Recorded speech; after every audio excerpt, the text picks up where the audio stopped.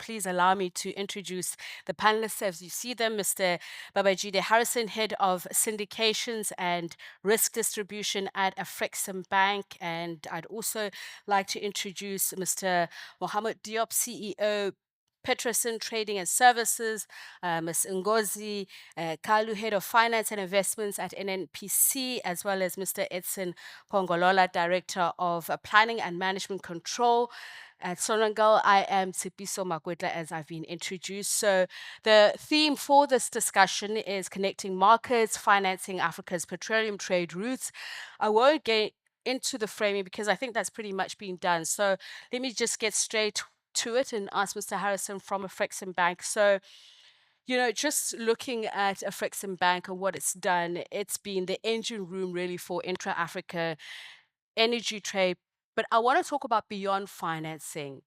How do you solve the hidden bottlenecks that are in the system? And I'm talking about trade costs, I'm talking about customs transits, particularly in fragmented markets, there are fragmented rules and regulations.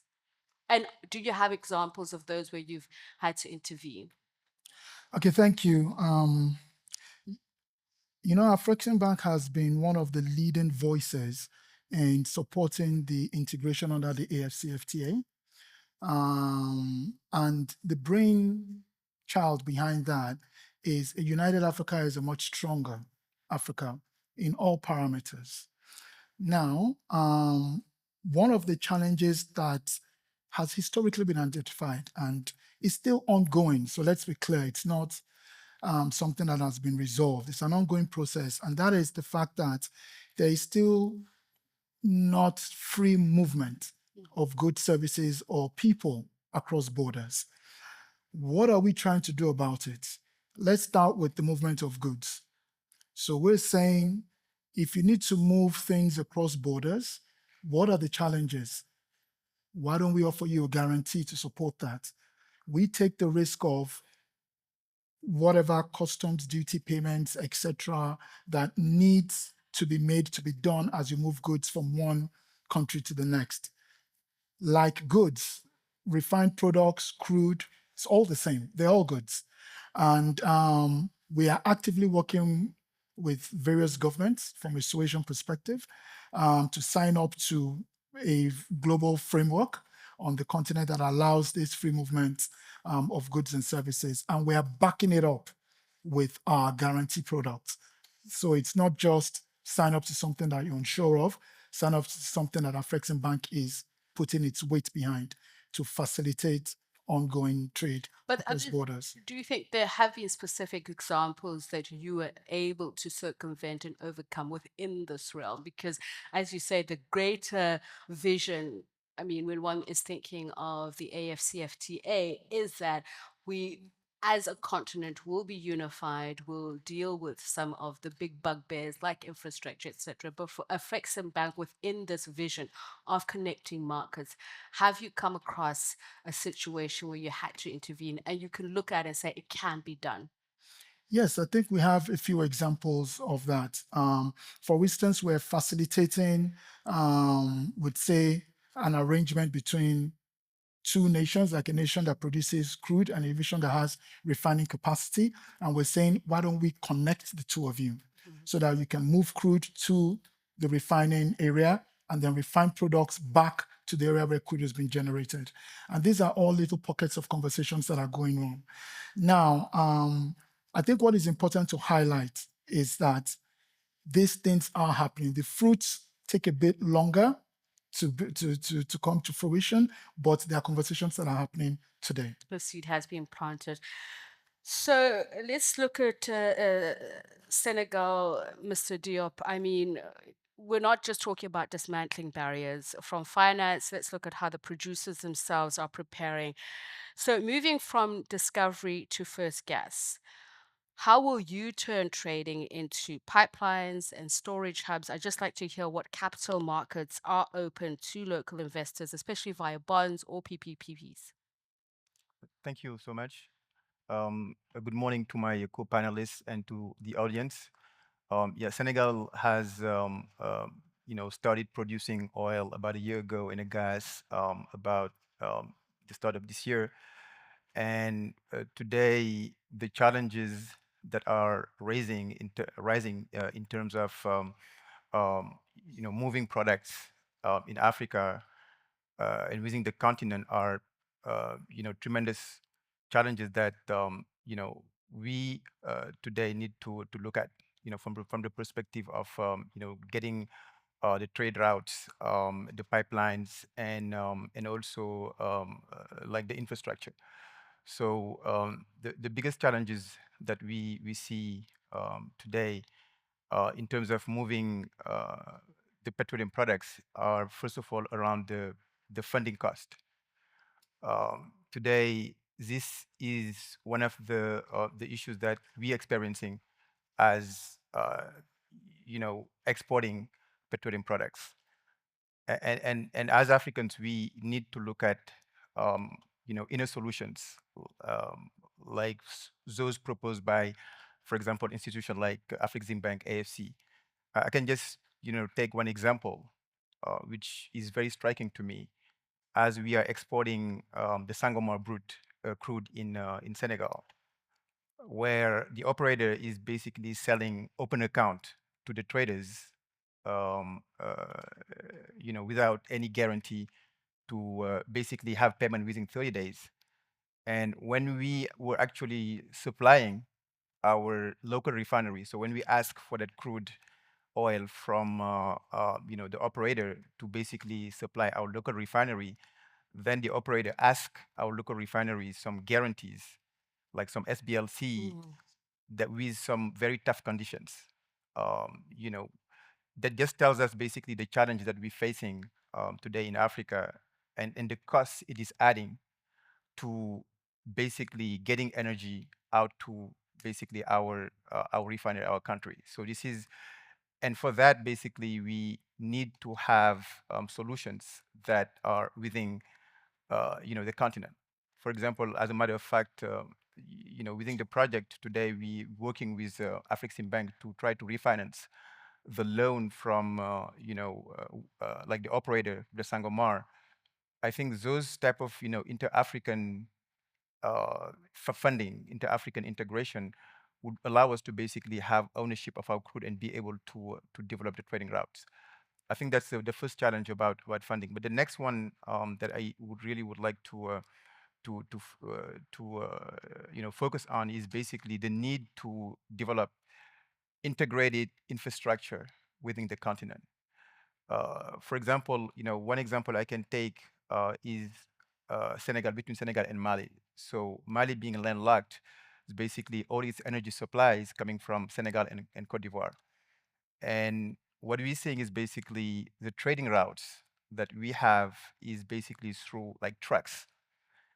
And we can see that it's definitely not optimized because it has a lot of impact on the traffic, on accidents, on the economic development and the impact that it has.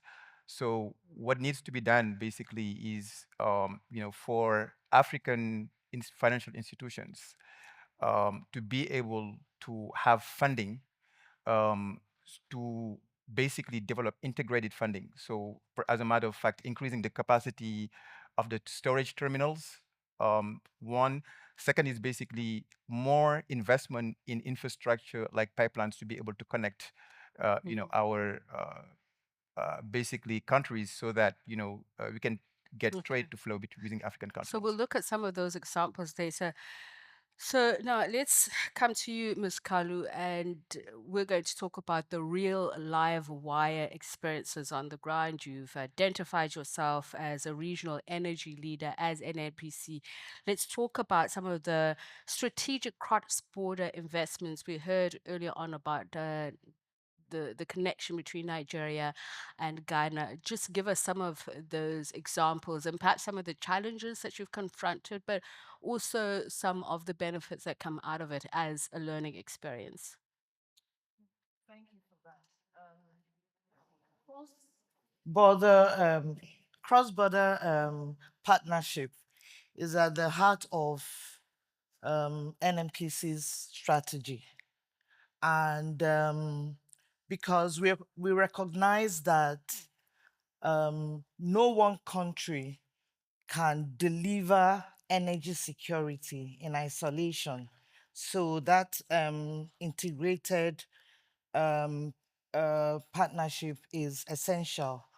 So let me give you some examples. Let me share some examples with you. We have the West African gas pipeline today, which is already in operations. And it is, it is a good example of what integrated partnership, cross-border partnership is all about.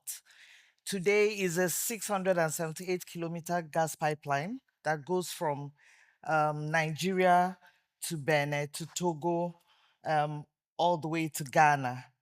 And that shows strengthening our role as a regional hub. Then we have the African Atlantic gas pipeline, which was originally Nigeria-Morocco gas pipeline. Okay, and it is being promoted by Nigeria and Morocco. Nigeria represented by NNPC and Morocco by ONIM. It's a 6,900-kilometer gas pipeline that goes from Nigeria all the way through the Atlantic route to Morocco, and the intention is for it to get up to Europe. And because of the length of the pipeline and the cost, is going to be executed in phases. It's going to be executed and financed in phases, about 4 phases of it. And we have signed MOUs with the ECOWAS country, the 12 ECOWAS countries, and we're about to sign the intergovernmental agreement, okay, to ensure that this goes on. And another thing we are also doing, because a lot of times you put up these infrastructures and you forget the feed gas. We are talking with the gas producers to ensure that we have that agreement signed off, that they're going to produce the gas that will be fed into this, and making sure that we have the gas supply agreements in place, the GTAs, which is going to be what we are going to use to securitize this loan when it is taken to build them, to build the pipeline, and to also ensure that the landlocked countries around that neighborhood is not also missed out. They are also going to be connected to that to the pipeline through spur lines. The 3 landlocked countries will also be connected to that. There's another one, the Trans-Saharan gas pipeline, and this is also being promoted by other national oil companies in Niger and Algeria. And this goes from Nigeria to Niger to Algeria, and it ends up at Algeria, where it then ties into an existing gas export system that then goes to the Mediterranean. And this is a kind of partnership that is also welcomed, where the national oil companies come together to develop this kind of infrastructure. And the strategic value there is reduced risks for us. There's going to be that investor confidence that is built, and of course, predictable markets. No.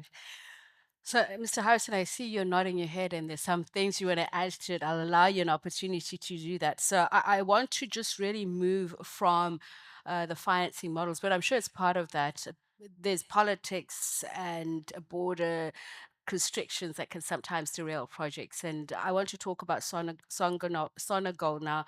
Mr. Pongolola, you are turning 50 as a company next year, and you've just recently undertaken reform. So Is it frictionless, this idea, this agenda of an intra African trade agenda, or is it mythical in terms of the reality of it from Angola's perspective? What you've recently undertaken, you are now focused squarely on oil and gas, but has it been seamless, particularly pursuing the legal and the political hurdles?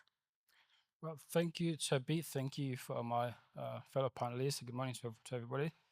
From Sonangol point of view, I mean, the country is going to be 50 years in November in terms of independence. And Sonangol, 3 months later, is going to be 50 years old. We're celebrating our Golden Jubilee. And there's 50 years have been marked by investments and operations to bring Angola into what we call independence in terms of energy and electricity. And it's the idea behind promoting self-sufficiency that forces us um, to look at Sonangol as the integrated oil and gas company, the backbone of the national development.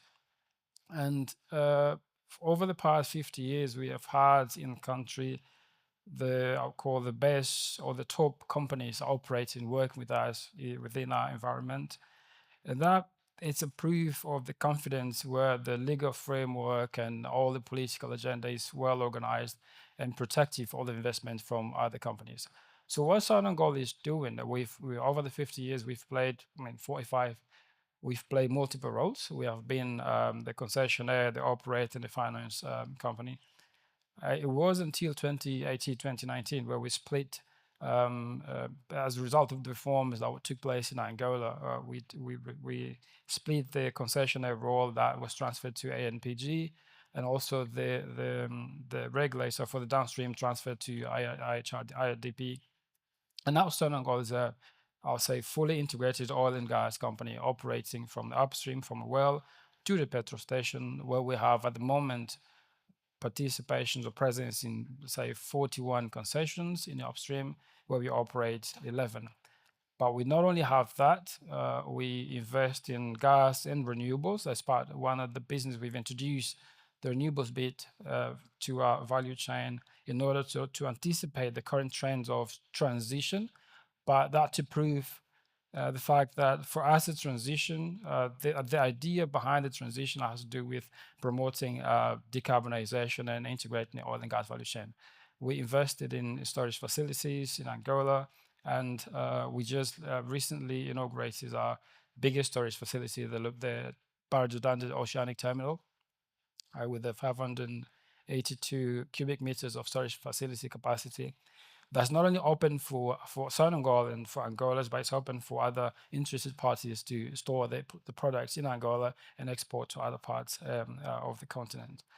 And also we have investments, which is more important today, is the fact that we're still a country that depends roughly 69 to 70% on imports of refined products. We produce, as a country, produce roughly 1 million barrels per day. And out of that 1 million barrels per day produced, we only transform or process locally 51 to 65,000 barrels per day. Like the total production is exported to other countries out of Africa, and we have to import refined products, so we depend on that. The fact that we don't have refining capacity in the continent, we have to export crude oil to Europe, Asia, and America, but we buy refined products from those countries to Angola, and that's pretty much what happens to other countries in Africa. Okay. So the fact that we're building the refining capacity is a response to the needs to promote the continent, Angola and the continent self-sufficiency in terms of refining products, in order for us to not only process what we produce, but also to produce refined products to promote local and continental, to meet continental demand and export excess capacity. So this is a question I'm going to bring around, but Okay, good. I want to stay with you. I mean, you're positioning yourself as the chief continental energy producer. So I want to look at now bankability. What are you saying to investors, both locally and internationally, especially about cross-border risks? How are you sharing that burden in your financial model? Are you coming up with anything that is unique that will even want to draw in the smaller players, local players? Well, the fact that we have in country the top international companies for I don't know, decades working with us, to prove that the framework is there. We at Sonangol, for instance, we have been having the ability to meet financial institutions' demand in terms of paying back the loans we're getting. But still, times have changed and the situations have improved quite a lot. And in the past, say, few years, the transition bid has brought a new complexity into the agenda, of course. But the fact that we prove that we produce and we venture into cleaner energies, it's been a proof that we're not only a sustainable company, a sustainable energy company, but we have the ability to pay back what we get. So smaller companies can also invest in Angola, of course. I mean, the oil and gas industry is a risky industry, of course, but no, it's one of those industries that pays back, like the guarantees the return on investments in any way, in any case. Some of the parts of the business are more complex than others. I mean, for instance, refinery bits is more risky, but there's demand, there's market for it. So the market pays back what the producers manage to produce. But most of the companies that come to Angola, they're more interested in investing in the upstream sector. But we do invite them all to invest throughout the value chain, through storage. We invest in storage, refining, because there's markets in Angola, there's a market in Africa. And all of African countries, they tend to pay back the refined products in a stronger currency, so to say. And we import refined products, we pay back with a stronger currency. So there's markets, and the market pays back. We do have to meet what the financial institutions demand. What we keep asking the banks, and we've been dealing with Afreximbank for quite some time, is for them to, I'm not going to say facilitate, but to give more like opportunities and models of financing projects. But there's a proof that the market and the industry does pay back, and there's a commitment to do that, and the projects prove that. So you've really done the job for me. You're segueing back to Mr. Harrison. Mr. Harrison, you as the lead syndicator, what is your response to that? And also just in terms of long-term systemic risk and internal rates of return, what are you saying to clients? What are you saying particularly to those in the north who are pulling out their funding? See, Africa is open for business. Oil and gas in Africa is growing. And I think there's a collective support from the countries and the continents, which I think eclipses whatever headwinds that are coming from outside the continent, from a sustainability, from a climate challenge perspective. But I want us to just, if you indulge me a little bit, I want us to try and just put a flavor to the trade routes, the petroleum trade routes, and the history behind it, just very quickly. The trade routes were originally designed to take crude out and to bring refined products back. That's what it was designed for. So if you look at what we have, the Atlantic basin that you spoke to earlier, the whole of the Gulf of Guinea was designed to get goods out to Asia, to Europe, done. The gas from the north, designed to go to Italy, Spain, and to feed Europe. East Africa, similarly, Asia, China, and Southeast Asia are the core markets. South Africa was really to just then bring in refined products, to feed the South African market. That was the design. Now, what we are here to do is to change that paradigm, right? Just a few numbers. Africa produces circa 10 million barrels of crude per day, right? But we also import circa 5 million barrels of refined products per day. If you layer those two things together, then what you have is we are in effect selling one, bringing 0.5 plus the cost of transportation to take it out to bring it back, and the cost of everything else associated with the refined products. We are losing all the time. Now, changing that paradigm requires us to first, to Ngozi's point, is develop the capacity to increase production. We need, you speak to sustainability, that is the sustainability. Do we have the goods? Let's increase capacity to develop the goods. Afrexim Bank is at the front and center of that. We never stopped financing the oil and gas industry. We never stopped financing liquid molecules, and now we're fully into supporting gas molecules. Build the feedstock. The next step is, how do you now move the feedstock? You need to move it from areas of surplus to areas of deficit, from areas of supply to areas of demand. This is the whole pipeline structures that we've been speaking to. Now, we need to develop those pipelines to not only get us from, because we still need to export, we need the dollars, the euros, we need that. We still need to export, but what we need more is to ensure that we service the continent first. So along the backbone that takes us from production center to external market, then we now have branch outs that feed the local market.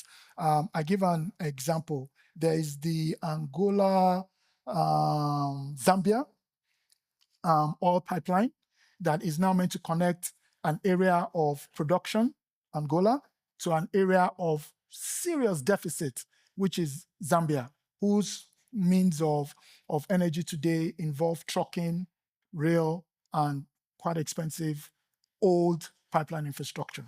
So second step. Third, we do, as everything else, have periods where things shut down for small, long periods, short periods, whatever the case may be. We often hear in the West and in Asia stockpiling. People stockpile, they call it strategic reserves of crude, of refined products. So if whatever happens in the world, they keep moving. Where is it in Africa? So we also now have to develop those capacities to build storage, to have storage hubs, right? Logistic storage hubs for what we'll call critical energy infrastructure. We understand there's something coming up in Walvis Bay. Edison, you just spoke to something in Angola now. We need more of those as well. And I think with that context in mind, you can see where the direction is pushing to now.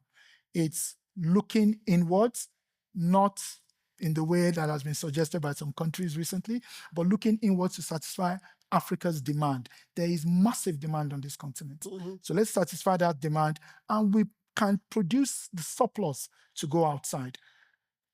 So, Mr. Diop, the question then is how Senegal is approaching that. There is legacy projects versus new projects and the cost to it, the return of investments. Some say, just looking at the scale, is it worth it revitalizing some have called it dinosaur projects? What is Senegal doing, and how are you handling that in terms of the financing models that you have in place? In some cases, they said the problem is that people are selling future oil barrels in their deals to justify the costs. Right. I just want to start from where my colleague left off in terms of like insisting on the need of revamping infrastructure. I just want to take the case of SAR, which is our national refinery, Mhm. which was built in 1961. And when we discovered oil in Sangomar, so what we've come to realize is that our refinery was not equipped to basically treat the grade, and just try to put like a finger on the cost of how much it costs us. So basically, we're exporting the oil and bringing back refined product. And oftentimes, what we see is that like the cost of bringing back refining product is actually multiplied using Africa because there's a lack of infrastructure. One example I want to take is the LPG infrastructure that we have, for example, in the West Africa region, where the capacity of reception is so low that we have to bring some smaller ships, and all that combined with the cost of funding is basically um, increasing the cost of petroleum product and the cost of energy to the African continent. So it is critical that we realize and we go about like increasing the infrastructure capacity. And in Senegal, basically, that's where we're doing. So we have a new port, which is called the port of Barni Sendou, which basically is going to increase the total storage capacity by 40% going to next year. Um, and also because we realize that without building those infrastructure, it's going to be very hard to reduce the cost and have access to energy. And that's really something that we're really insisting on.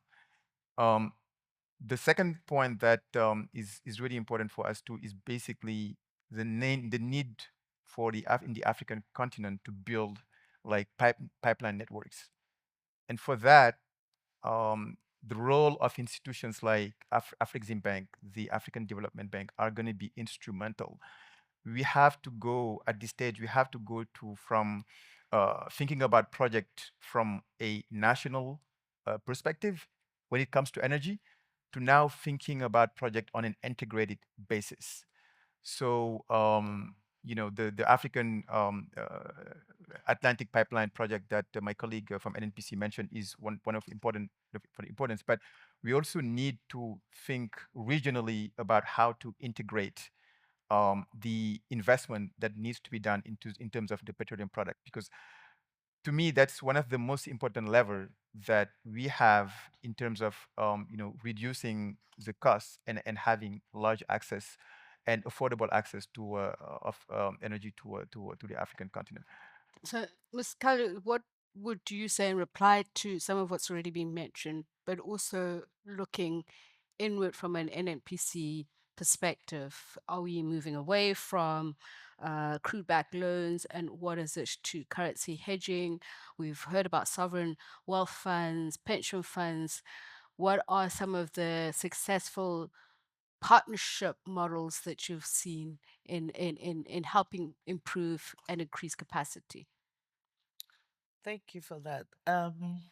Let me let me start by correcting a misconception that is out there in the market, that all our financing is all about crude backed.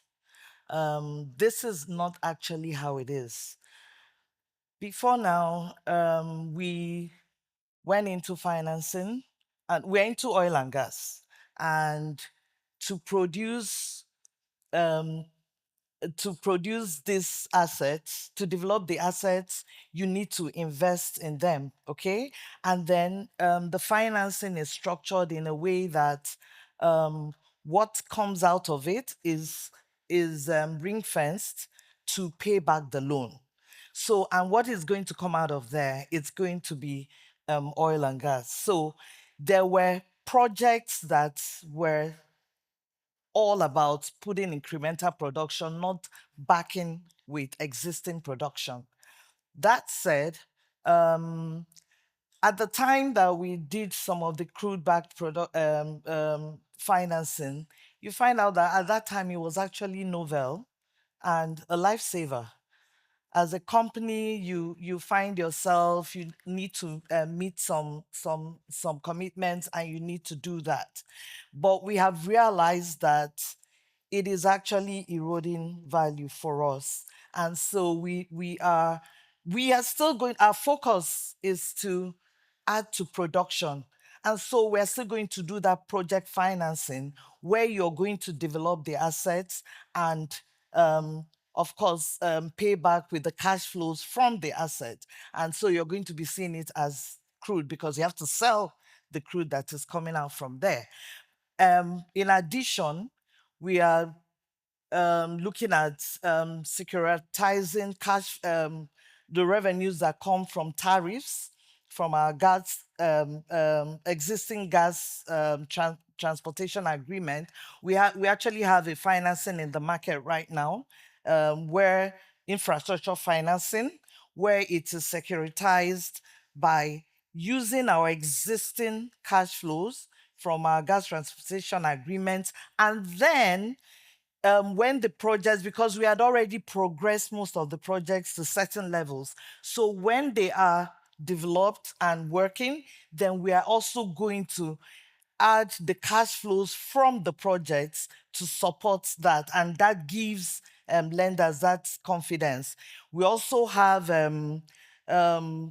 we can also use gas power tariffs for the IPPs that we want to develop along the corridor of a pipeline that we are also constructing in the project that I just talked about. So that is also an option. We're looking at we could do infrastructure bond. We are open to ECA financing like we did for NLNG Train 7. There's the pension fund today that we could actually refinance. They are averse to risk. So what we could do is refinance that, and then it's what happens is then we can then free up some money and then put into our business when they take that up. And then there's the build, operate, transfer model, which we're doing now for our national assets, over 5,000 kilometer pipeline. So we're in partnership, we are in agreement with 4 partners that would actually take them in segments and build them, operate them, and return them back to us. And we also have funding technical services agreement that we're All right. also Ms. Talu, doing at this time. allow me to stop you there because we are running out of time, because I need to ask a final question to Mr. Pongolola. If you can, very briefly,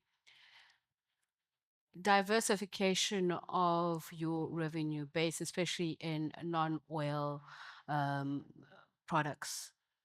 How are you doing that? Very briefly. And if you can, also just give us a 30 seconds final comment from you. Sure. So, we've done a while ago. I mean, we used to have investments in different sort of business segments. What we did, we actually divested from non-core businesses. What we are integrating at the moment, we're not integrating non-core business. We focus on oil and gas value chain, but we bring in 2 sets of new segments, which is the renewable bit, and of course what we call the critical or strategic minerals. But we're doing that in a sense of creating investment to support the energy industry. And because we've built 2 years ago our first PV plant, and we intend to increase the PV plant to produce solar power. And with that, we're still a country and a continent dependent on imports in terms of solar panels and everything. What we're doing, we have acquired like 7 concessions of lithium, quartz, and uranium in order to not only to produce the necessary resources to produce solar panels to invest in these sort of segments. So we're not investing in non-core businesses. We divested from the financial business we had, like other areas and even services. But we focus in the service that supports the oil and gas industry in general.